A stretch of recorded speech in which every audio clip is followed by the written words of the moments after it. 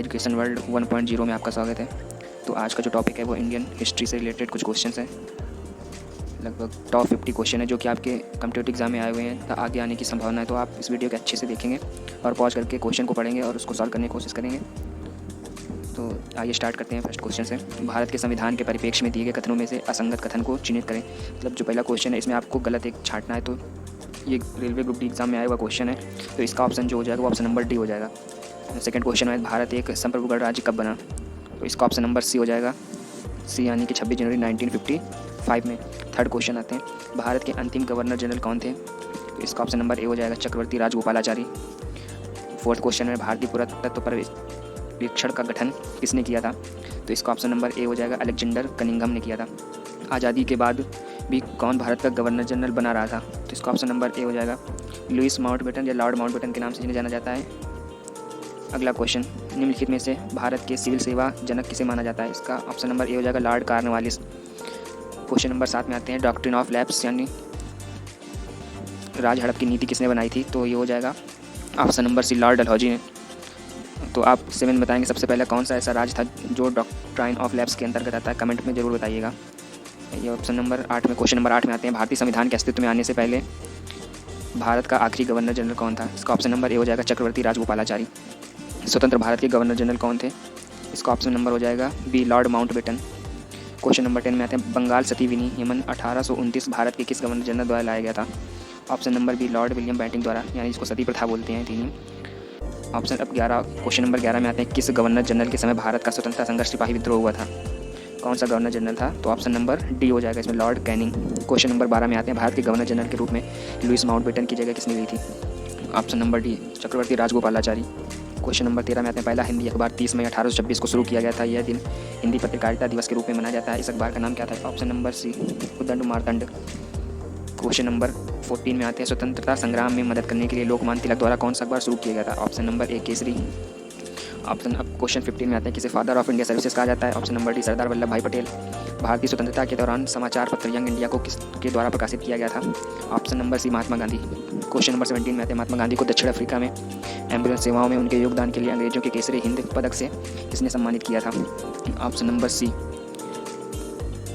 Question number 18 में आते हैं, वह व्यक्ति जिसे गुरुदेव के नाम से जाना जाता था? Option number C, Rabindranath Tagore. Question number 19 में आते हैं, रविन्द्रनाथ टैगोर को गुरुदेव की उपाधि किसने दी थी?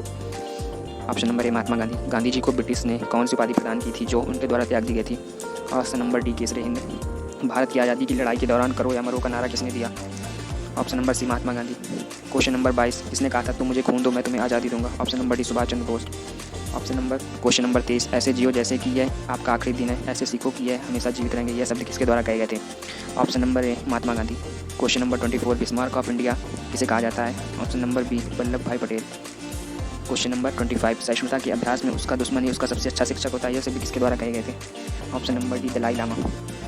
क्वेश्चन नंबर 26, हम वह हैं जिसे हमारे विचारों ने बनाया, इसलिए आप जो सोचते हैं उस पर ध्यान दें, गौड़ है विचार रहते हैं वे दूर तक जाते हैं, ऐसा किसने कहा था? ऑप्शन नंबर सी, स्वामी विवेकानंद। भारत में पश्चिमी शिक्षा एवं अंग्रेजी भाषा शुरू करने के लिए वकालत किसने की थी? ऑप्शन नंबर बी, राजा राम मोहन राय। क्वेश्चन नंबर 28, भारत में शिक्षा की प्रगति की समीक्षा हेतु विलियम हंटर समिति का गठन किस वर्ष किया गया था? ऑप्शन नंबर ए, 1882। क्वेश्चन नंबर 29, वयस्क शिक्षा संगठन एडल्ट एजुकेशन ऑर्गेनाइजेशन ज्ञान प्रसारक मंडली की शुरुआत दादा भाई नौरोजी ने की थी। क्वेश्चन नंबर 13, 1884 में डेक्कन एजुकेशन सोसाइटी की स्थापना पुणे में किसके द्वारा की गई थी? ऑप्शन नंबर ए, विष्णु शादी चिल्लूरकर और बाल गंगाधर तिलक जी द्वारा।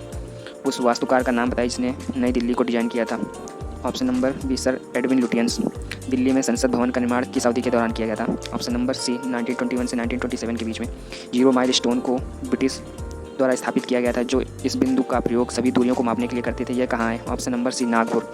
अब्दुल रहमान और ब्रिटिश राज के प्रतिनिधि श्री मार्टिमर ने स्थापना के समझौते पर हस्ताक्षर किए थे? ऑप्शन नंबर बी, डूरंड रेखा। तमिलनाडु में एक नमक सत्याग्रह का नेतृत्व किसने किया था?